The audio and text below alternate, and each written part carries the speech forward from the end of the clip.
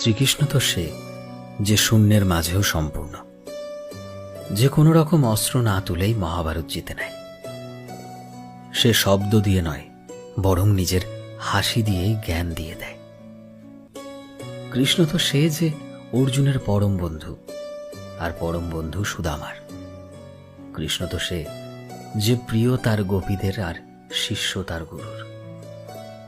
কৃষ্ণ তো সে যে এক কটূক্তিতে মাথা ধর থেকে নামানোর ক্ষমতা রাখে, তবুও নানা কটূক্তি দিব্যি হেসে সহ্য করে।